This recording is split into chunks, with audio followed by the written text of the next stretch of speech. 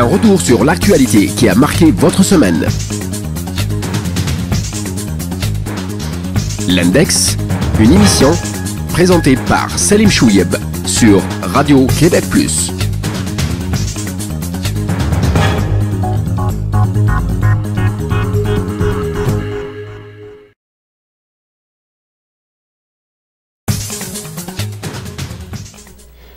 Mesdames et messieurs, bonsoir et bienvenue à l'Index sur Radio Québec Plus. Semaine très chargée, énorme débat au sein des médias et parmi aussi la classe politique. Et on a vu tout le monde essayer d'arriver avec son point de vue, essayant de mettre un peu son grain de sel dans ce grand débat qui est revenu de plus belle, le débat sur les signes religieux.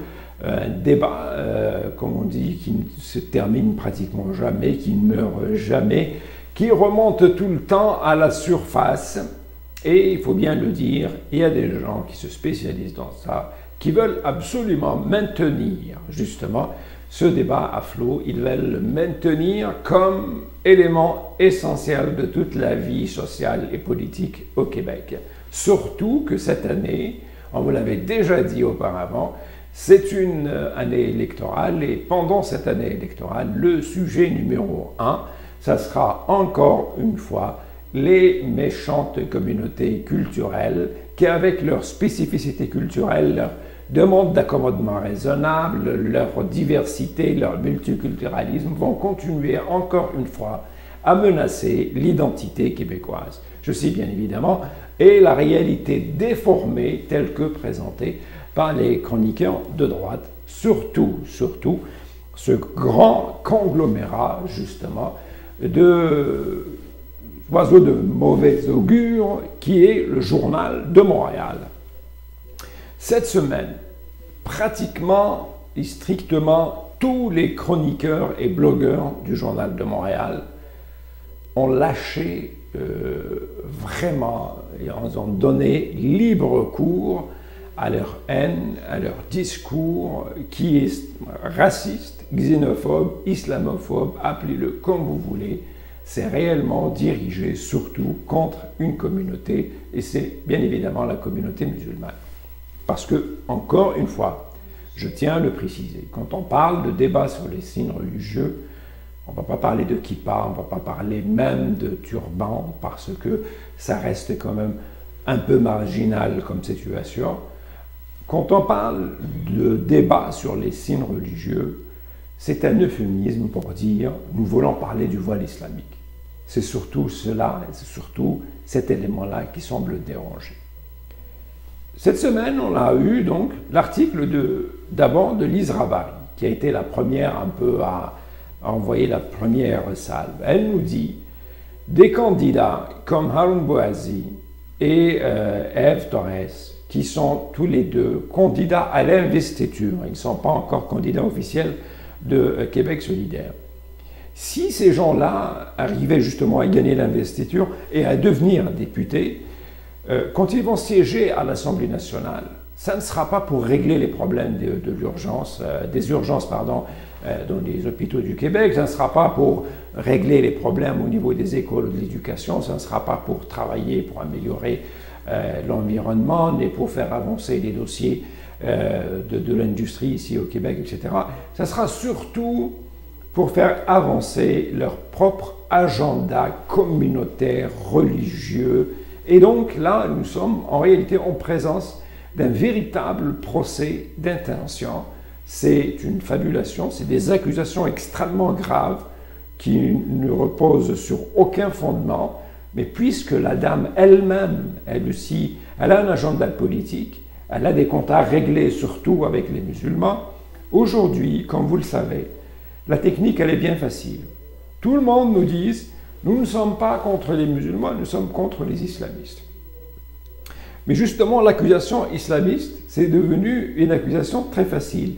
D'ailleurs, quand on veut neutraliser quelqu'un, quand on veut l'éliminer, quand on veut le faire taire, quand on veut lui enlever tous les arguments, quand on veut lui enlever toute crédibilité, il suffit de le traiter d'islamiste. Dès lors et dès le moment qu'on accuse quelqu'un d'islamiste, il est complètement neutralisé. Et on lui vole tout, donc ça ne sert plus à rien de débattre avec cette personne-là. Et c'est ce que les Rabari essayent de nous dire. Haroun Bouazizi devient forcément un islamiste. F. Torres, parce qu'elle porte le voile, elle devient, elle aussi, une islamiste qui a un projet, un agenda caché, qui veut, justement, comme un cheval de Troie, entrer dans l'Assemblée nationale pour faire avancer ses idées de l'islamisme rampant. Pire encore, Denise Bombardier, elle, qu'est-ce qu'elle nous dit? Voici, nous assistons, parce que parfois aussi on se demande comment on fait pour payer des gens qui disent des âneries à la longueur d'année, et dans un journal qui se dit le plus grand journal francophone de l'Amérique du Nord. Et donc, ces gens-là sont payés pour nous dire des âneries et pour justement alimenter leurs lecteurs avec des faussetés, avec des mensonges. Voici donc que, selon Denise Bombardier, cette très grande intellectuelle justement de la droite québécoise, qui nous dit, vous savez, le choix d'outrement par F. Torres n'est pas anodin, c'est un choix stratégique parce qu'elle va un peu comme devenir, essayer de créer une coordination avec les Juifs hassidiques d'outrement pour prendre le contrôle de cette région de Montréal. Et d'ailleurs, elle nous dit, c'est pas pour rien que Jacques Mitt, donc le chef du NPD, que Madame Bombardier ose à peine l'appeler avec son nom, elle l'appelle l'enturbané du NPD.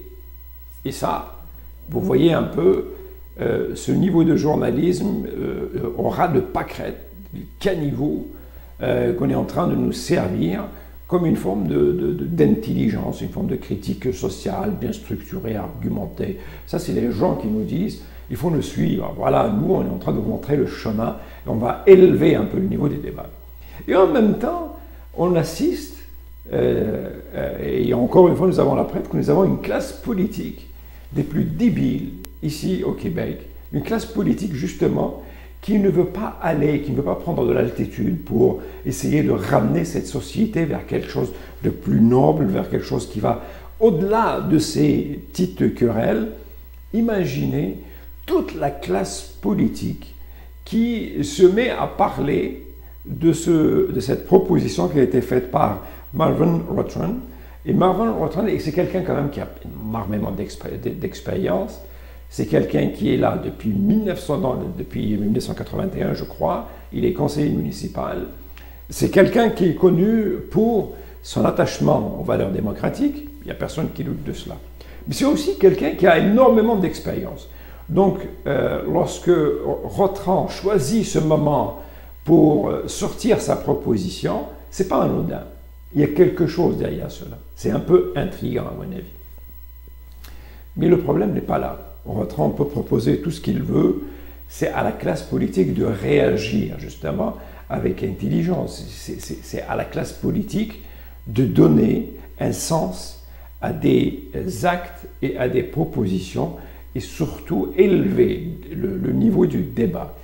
Or, ce que nous avons vu cette semaine, ce sont justement des François Legault qui nous disent « Eh bien voilà, c'est très simple, au mois de novembre prochain, les Québécois auront le choix entre un parti qui va permettre aux policières de porter le voile et un parti qui va se tenir debout face à ces demandes ridicules et qui va défendre l'identité québécoise et qui va défendre la laïcité du Québec.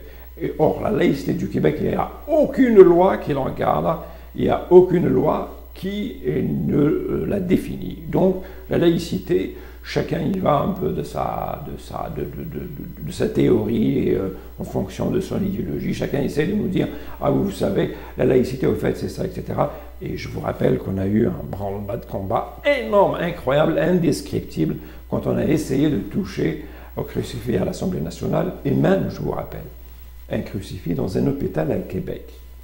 Il y a eu réellement comme tout un branle-bas de combat énorme par les gens même et par les animateurs de radio même et par les chroniqueurs les mêmes qui reviennent toujours nous parler de laïcité.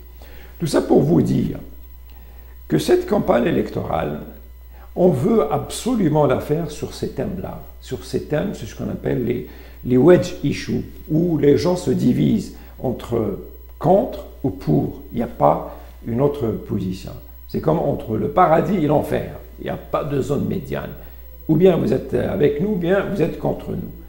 Et les partis politiques, surtout la droite, ils ont bien compris que tant et aussi longtemps que le vote francophone sera divisé entre trois partis, c'est-à-dire le Parti québécois, la CAQ et le Parti libéral du Québec, c'est le Parti libéral du Québec qui va toujours finir par gagner parce qu'il a derrière lui un vote que les gens appellent ethnique, qui est très stable. Et les gens, justement, de la droite identitaire, ont compris qu'il faudrait, à un moment donné, arrêter de diviser le vote entre le Parti québécois et la CAQ. Et aujourd'hui, ils ont compris, pour eux, ils ont décidé, ou ils estiment, que le véhicule qui est susceptible réellement de porter leurs idées au pouvoir et de chasser les libéraux en même temps, c'est la CAQ. Parce que ces gens-là sont opportunistes, ils voient très bien que la CAQ a un peu le vent dans les voiles, il y a ce désir de changement que certains le voient très présent au sein de la population. Après, comme on nous le dit, on le répète tout le temps, les 15 années des libéraux au pouvoir, c'est normal qu'il y ait un vent de changement, un désir de changement au sein de la population. Et qui est aujourd'hui un peu le meilleur représentant, la formation qui personnifie, si vous voulez, ce changement mieux que tout autre, c'est la CAQ, parce qu'ils ont un argument de taille. Ils disent on n'a jamais été au pouvoir, donc c'est forcément quelque chose de nouveau si nous on arrive au pouvoir. Le Parti québécois a déjà été au pouvoir, le Parti libéral est là depuis très longtemps. Et regardez bien comment justement on établit les choses, et on élimine Québec solidaire, qui devient insignifiant, qui devient même pas un participant de cette course-là.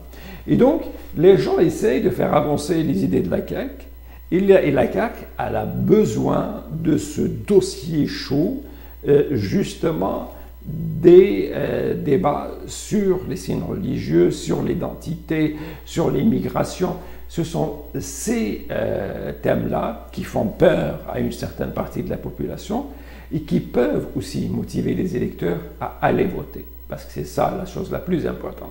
Et donc, on semble surtout, si vous lisez le Journal de Montréal, vous allez voir et vous allez tout de suite comprendre, Journal de Montréal, Cogeco avec le 98.5, etc. Tout le monde essaie de pousser l'électeur, l'aiguiller un peu, vers un endroit bien précis, vers la CAQ, justement. Pourquoi? Parce qu'on présente la CAQ comme une formation politique qui est en train de présenter de nouvelles idées, qui est en train de défendre le nationalisme québécois, parce que, il faut bien le dire, la souveraineté ne semble plus portée surtout avec les jeunes. Et donc, on est en train d'envoyer ces gens-là vers la CAQ. Et c'est pour ça qu'on assiste à ce retour violent des débats sur la place de l'immigration, les communautés culturelles, le vote ethnique, les signes religieux, la place de l'islam, etc. Et c'est pour ça aussi qu'on essaye de donner un sens au voile musulman. Tous les chroniqueurs, et c'est pour ça que je vous dis que c'est quelque chose qui a été réellement, qui relève de la stratégie, ça ne relève pas de la réflexion individuelle, ça relève de la stratégie concertée qui a été faite dans des laboratoires bien précis. Qu'est-ce qu'ils nous disent tous? Le voile musulman est un, permettez-moi l'expression anglaise, un political statement, c'est-à-dire que le voile musulman, il a un sens politique. C'est la manière des islamistes, si vous voulez, de marquer leur présence dans l'espace public. Et c'est eux qui donnent ce sens-là au voile musulman. Toutes les femmes musulmanes qui portent le voile ne donnent pas forcément un sens politique à ce voile-là. Moi, personnellement, j'ai de la proximité avec cette culture-là. Nous savons, par exemple, que nos mères portaient à une certaine époque, avant même l'arrivée des islamistes, des espèces de voiles. Elles le faisaient surtout parce qu'il y a un sens de pudeur dans leur culture, il y a un sens de la pudeur par rapport au corps de la femme, qu'on soit d'accord ou contre. Mais ce n'est pas de la politique. C'est une manière, c'est de sauvegarder un peu ou de maintenir une forme de pudeur. Pudeur au sens moral, au sens clérical du terme. Vraiment quelque chose qui relève de la moralité. D'ailleurs, à une certaine époque, Roger Garaudy, qui était l'un des plus grands penseurs marxistes et qui s'est converti à l'islam à une certaine époque, il est venu à Constantinople Bézite et certains islamistes lui avaient posé la question: Monsieur Garaudy, si votre femme avait décidé de ne pas porter le voile, quelle aurait été votre réaction? Et sa réponse a été très délicieuse. Il a dit: vous savez, moi je ne pense pas qu'on puisse se prononcer sur la vertu d'une femme seulement en fonction de sa façon de s'habiller. Il a dit: si elle décide de ne pas le porter, moi elle serait toujours ma femme, je serais toujours amoureux d'elle, et je la trouverais encore tout le temps belle, etc. Donc il n'y a personne qui donne un sens politique à ce voile-là, sauf les chroniqueurs de droite qui veulent absolument faire de ce voile-là un élément politique pour mieux l'attaquer justement par la suite dans la sphère publique. Et c'est pour ça qu'aujourd'hui on le dit, qu'une femme voilée qui se présente avec Québec solidaire est une menace pour la démocratie. C'est une menace pour l'avenir du Québec. D'ailleurs, Denise Bombardier, elle parle d'un sombre avenir qui attend les Québécoises et les Québécois, et ça devient réellement intolérable. Et ça, malheureusement, ce n'est que le début. L'année va être très très longue, et vous allez voir, les débats, et le débat il ne fait que commencer, et nous allons assister à des choses aussi ridicules que l'UFOC. Mais c'est ça, la classe politique du Québec, c'est ça, les débats politiques au Québec. Merci, on vous donne rendez-vous la semaine prochaine. D'ici là, comme on le dit toujours, gardez le sourire. Bonsoir.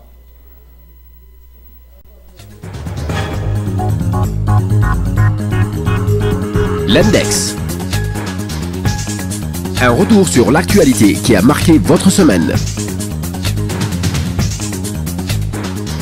L'Index, une émission présentée par Salim Chouyeb sur Radio Québec Plus.